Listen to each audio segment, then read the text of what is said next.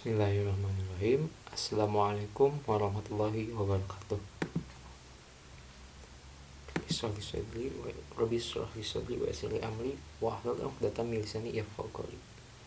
Perkenalkan, nama saya Alif Wahyu Sofyan dengan NIM 2106113 dari kelas Teknik Informatika D. Di sini saya akan membahas mengenai materi dari matematika disiplin 1, yaitu relasi. Yang pertama, saya akan membahas mengenai definisi terlebih dahulu.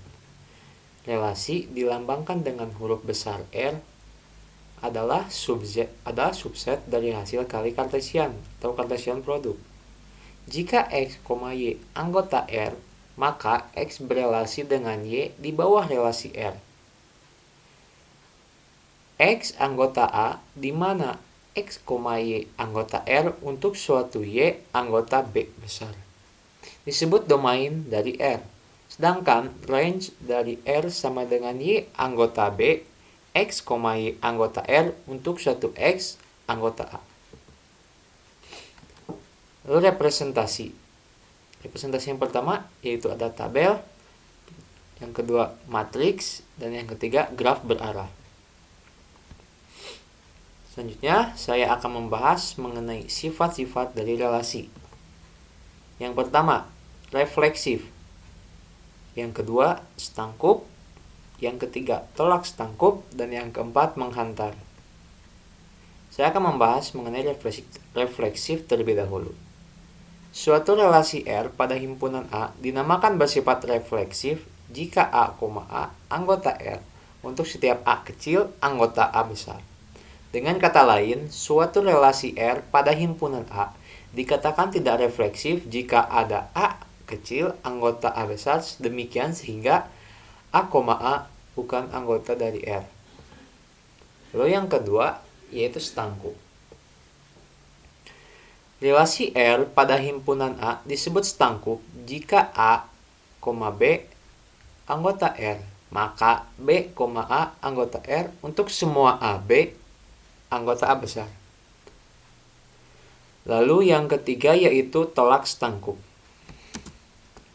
Relasi R pada himpunan A disebut tolak stangkup jika A, B anggota R dan B, A anggota R, maka A sama dengan B untuk semua A, B itu anggota A besar.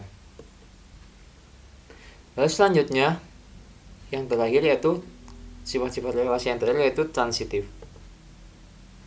Relasi pada himpunan A disebut menghantar atau transitif jika A, B anggota R dan B, C anggota R. Maka A, C anggota R untuk semua A, B, C anggota A. Selanjutnya yaitu klosur relasi. Ada 3 macam klosur relasi. Yang pertama, klosur refleksif. Yang kedua, klosur stangkup. Yang ketiga, klosur menghantar. Yang pertama, saya akan membahas mengenai klosur refleksif terlebih dahulu. Misalkan, R adalah sebuah relasi pada himpunan A. Klosur refleksif dari R adalah R atau sigma, yang dalam hal ini sigma sama dengan, delta. Delta sama dengan A, A, di mana A kecil anggota A besar. Yang kedua, klosur stangkup. Misalkan, R adalah sebuah relasi pada himpunan A. Klosur stangkup dari R adalah R atau R inverse dengan R inverse sama dengan B, A, yang di mana A, B anggota R. Ini bisa dibaca R pangkat min 1 juga ya. Atau memang seperti itu dibacanya. Lalu yang selanjutnya yaitu klosur menghantar. Pembentukan klosur menghantar lebih sulit daripada 2 buah klosur sebelumnya.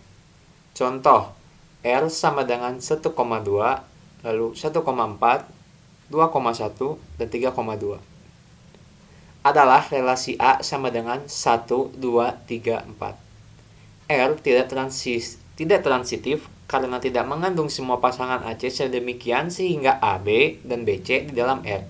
Pasangan AC yang tidak terdapat di dalam R adalah 1,1, 2,1, 2,2, 2,4, dan 3,1. Penambahan semua pasangan ini ke dalam R sehingga menjadi S sama dengan 1,2, 1,4, 2,1, 3,2, 1,1, 2,2, 2,4, 3,1, dan 3,1. Tidak menghasilkan relasi yang bersifat menghantar. Tidak menghasilkan relasi yang bersifat menghantar karena misalnya terdapat 3,1 anggota S dan 1,4 anggota S, tetapi 3,4 bukanlah anggota dari S. Maksud saya dari koma ini bukanlah angka desimal ya, tetapi 1 dan 2 itu maksud saya. Lalu relasi N-ari. Relasi yang menghubungkan lebih dari dua buah himpunan. Relasi yang menghubungkan lebih dari dua buah himpunan. Relasi tersebut dinamakan relasi N-ari. Ternyata dibacanya N-er. Jika N sama dengan 2, maka relasinya dinamakan relasi biner. B sama dengan 2. Relasi iner mempunyai terapan penting di dalam basis data. Sekian materi yang dapat saya sampaikan. Mohon maaf bila banyak kesalahan. Mohon dimaklumi. Saya tutup. Terima kasih. Wassalamualaikum warahmatullahi wabarakatuh.